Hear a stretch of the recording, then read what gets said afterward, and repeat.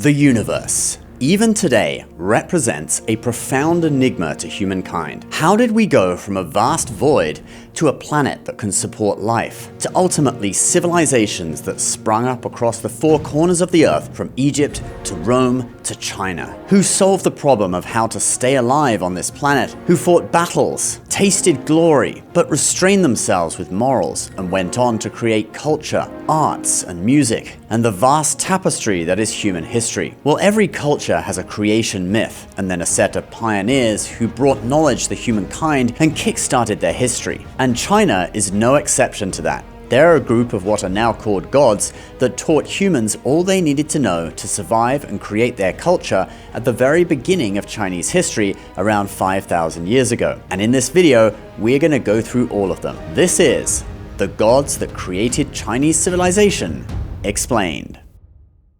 So first of all, how was the world created in Chinese culture? Well, in a pretty similar way to the world being created out of nothing in Genesis in the Bible, the world is created out of a void in Chinese culture. But that's where the similarity ends. The Tao Te Ching by the founder of Taoism, Lao Tzu, contains this description in passage 42 of the book. The Tao gives birth to the One. That's Taoist philosophy hidden in a Jet Li movie right there. The One gives birth to two. I would say two refers to yin and yang, the polarity, so hot and cold, male and female, etc. The two give birth to the three. Well, two people together can give birth to a third, right? Like a man and a woman having a baby. Humans also exist in a third state where they have that yin and yang duality within them, but are neither fully yin or fully yang. Also, out of yin and yang, which can be represented by a broken or unbroken line, we get the trigrams of the Book of Changes, or I Ching, of which there are 8 combinations. Out of 3 come 10,000 things. So out of the third state produced by the interplay between yin and yang come 10,000 things, and 10,000 just means everything in the world, just a very big number. If we think in terms of trigrams, they can be combined together into hexagrams, of which there are 8 times 8 or 64, and this forms the basis of the Book of Changes,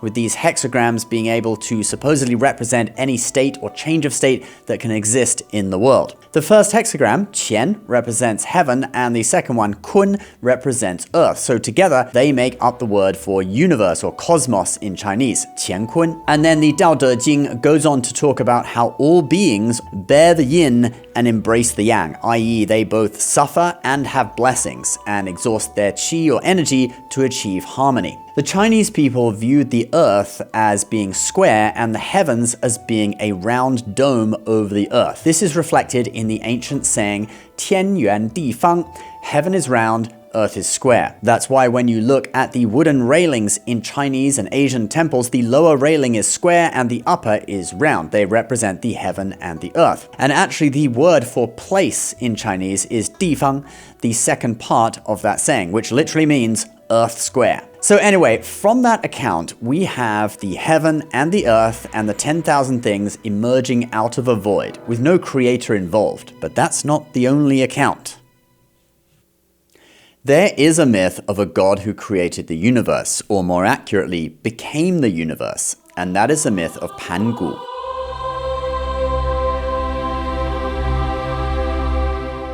He is often portrayed as a hairy man with horns. Here's an AI improvement to that, I'm sure it's totally accurate. And they give him an axe which he is said to have split open heaven and earth with. The thing about this though is that it was first written about in the Three Kingdoms period, and there's no record of the story of Pangu being passed down earlier than that. But let's take a look at what it actually says in the original story. The universe was in a state of primeval chaos, with heaven and earth squished together like an egg. And out of that, Pangu was born. The Chinese really love stories of things popping out of eggs, don't they? Elemental forces caused the egg to hatch.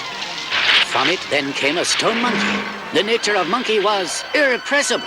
Born from an egg on the mountain top. Well, that's a different story.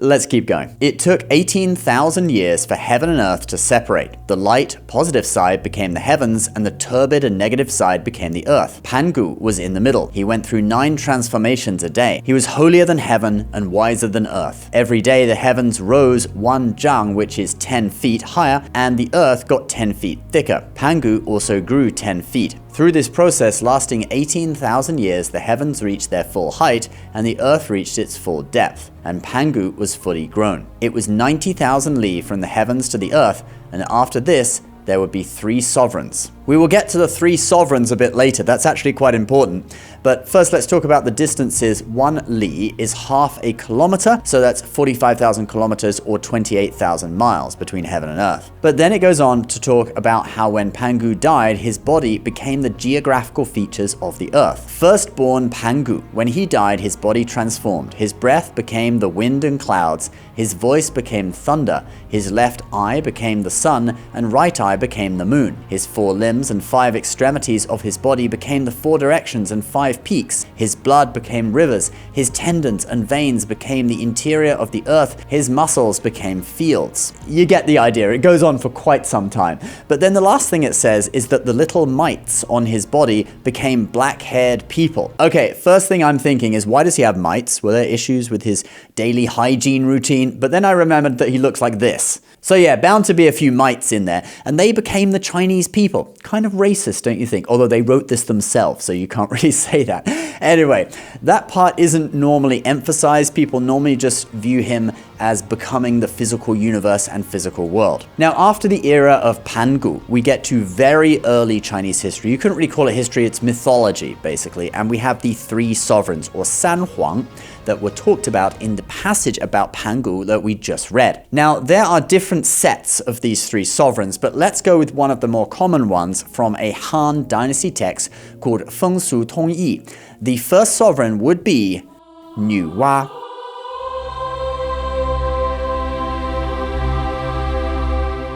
Now, she is a goddess that appears much earlier in classical texts than the accounts of Pangu. She's actually in the Shanhai Jing, or Classic of Mountains and Seas. But if we fit this into the whole story with Pangu, it would go that Pangu first became the world, and then there is the idea that there was some battle in the heavens between gods and demons, which left heaven and earth in tatters. And then we have a story which originates in the writings of the Huainan masters, Huainanzi, from 139 BC, that it was Nuwa who fixed the heavens and the earth. In an earlier time, the 4 pillars were in tatters. These were the pillars that held up the heavens. The 9 provinces broken. Heaven did not completely cover the earth, and the earth did not completely hold up heaven. Fires burned and were not extinguished. Water flooded the land and would not recede. Fierce animals ate innocent people. Birds of prey snatched the old and weak. Thus, Nuwa smelted 5 colored stones to patch up the sky. She snapped the legs off a turtle to make pillars to hold up heaven. 5 colored stones, eh? Is that where Marvel's getting their ideas from these days?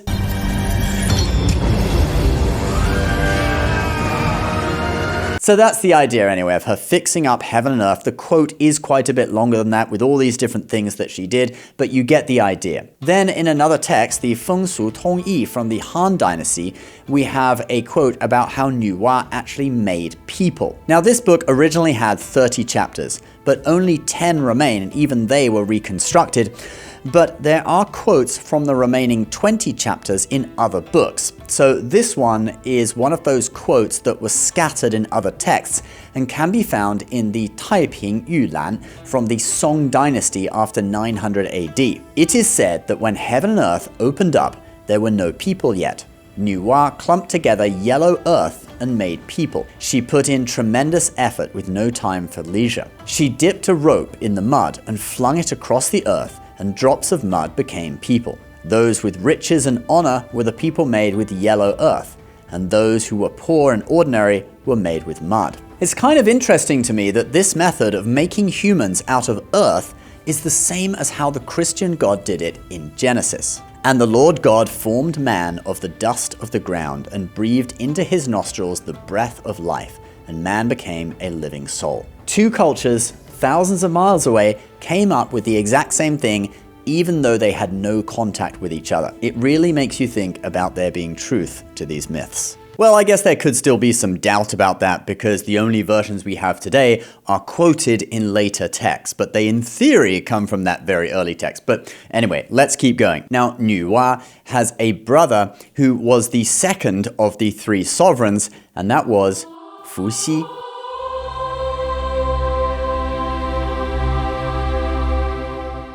So Fuxi is the brother of Nuwa, but he is also her husband. Yes, it seems that didn't really matter at that time, or maybe because they're gods, it doesn't matter. Also, both Nuwa and Fuxi are often depicted with the lower body of a snake. Remember, these gods have lots of transformations, so maybe they didn't look like that all the time. They could probably transform themselves. Anyway, once Nuwa created humans, Fuxi is a bringer of culture. Commentaries on the Book of Changes, or I Ching, credit Fuxi as being the one who created the 8 trigrams. In ancient times, Baoxi, which is another name for Fuxi, was a king, ruling all under heaven. He looked up and observed the sky, looked down and observed the earth. He observed the markings on birds and animals and favorable features of the land. He drew from his own body and external objects and thus created the 8 trigrams in order to communicate with divine intelligence and classify the relationships between the 10,000 things. And the 10,000 things just means all the things on Earth. Now, the 8 trigrams represent the 8 fundamental building blocks of the physical world: heaven, earth, water, fire, thunder, wind, mountains, and lakes. You can look at the 8 trigrams and then the 64 hexagrams that they combine into as kind of a source code for the world that the gods created, containing in them every possible type of occurrence that could happen, like the code of the matrix. Once you've mastered it, you have total freedom. The quote goes on to talk about Fuxi teaching humankind how to live. He tied ropes together to make nets, to use for hunting and fishing. Other texts also say that he created music, and then he became a country music icon. And in addition to that, he apparently also created cooking, and together Fuxi and Nuwa created the institution of marriage. Just later generations decided it would be best not to marry your sister. Cletus, you are the most wonderful husband and son I ever had. Or any relative, for that matter. With Fuxi, I really get the sense that he was someone that the gods sent down to give the Chinese people a kickstart in the world that they had created. Like, if you just created the Matrix, you'd have to teach people the basics of surviving within that world. I know Kung Fu. Show me. Well, I wouldn't really call that basic. I was thinking more like showing humans which plants were safe to eat so they didn't kill themselves in the process of discovery. And that brings us to the next of the 3 sovereigns, Shennong.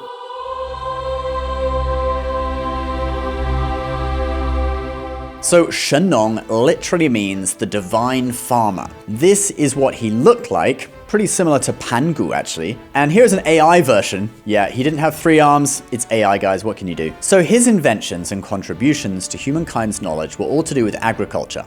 Hunting, what Fuxi taught, is kind of like the first stage of survival, the hunter-gatherer, and organized agriculture is the next stage. This is recorded in the commentaries to the I Ching. Shennong chopped wood to make plows and hoes. These tools were beneficial, and he taught it to all under heaven. But he did even more than that. The Huainanzi states, in ancient times, people ate plants and drank water from rivers, and picked the fruits from trees. They ate the meat from shellfish and crickets.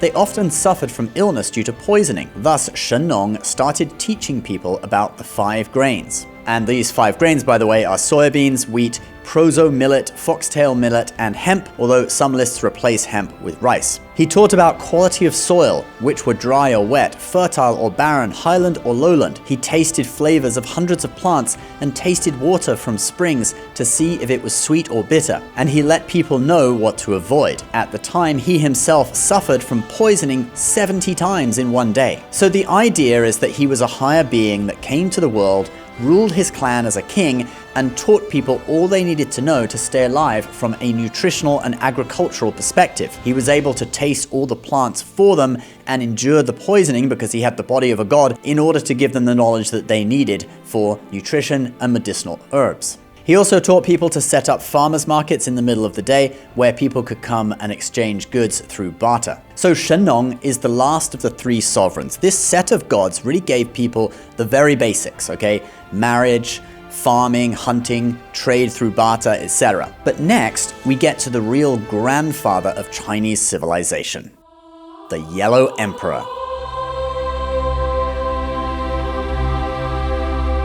So in addition to the 3 sovereigns, we also have the 5 emperors, and they're often grouped together, okay? So people say San Huang Wu Di in talking about the early culture bearers and sage rulers of China, who are all now deified into gods. Now the Yellow Emperor, or Huangdi as he is called in Chinese, is normally listed as the first of the 5 emperors. And he is the one who unified China, even before the first emperor. He is like the prequel of prequels, like the Phantom Menace, but without the annoying Jar Jar Binks. The ability to speak does not make you intelligent. Now get out of here. No, Mr. Stay.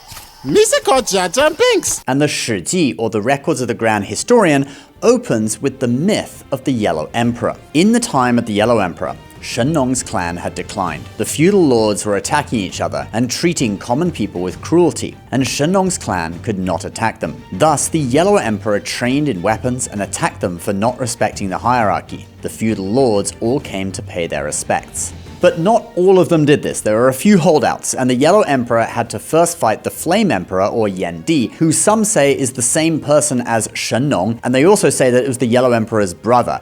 I don't know about that, maybe it was Shennong, maybe people lived for hundreds of years at that time, or maybe it was just another leader of Shennong's clan, I'm not totally sure. But anyway, he defeats him, and then the Yellow Emperor had to fight Chiyo, who is actually another culture pioneer. He supposedly created metalworking and weapons. Here is a beautiful picture of the guy. Looks like a friendly chap. So he defeats Chiyo as well and unifies all of China under him. This is supposed to have occurred somewhere around 2700 BC, and later generations venerate the Yellow Emperor as a god. And some modern scholars say that he was an alien. According to ancient Chinese legends, the Yellow Emperor was floating through space.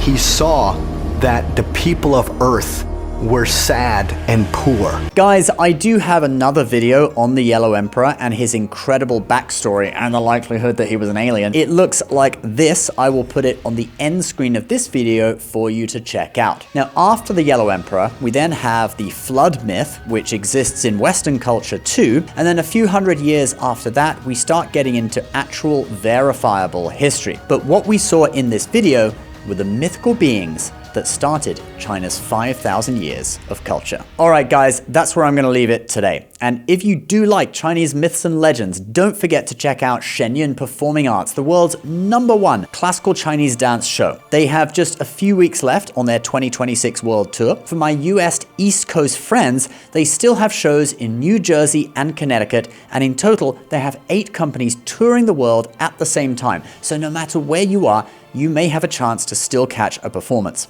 Click the link below to watch the trailer, and if you do go on to buy a ticket, use code LCN2026 for a waived booking fee on all US and Canadian show dates. Please subscribe to our channel if you're new. We'll see you next time.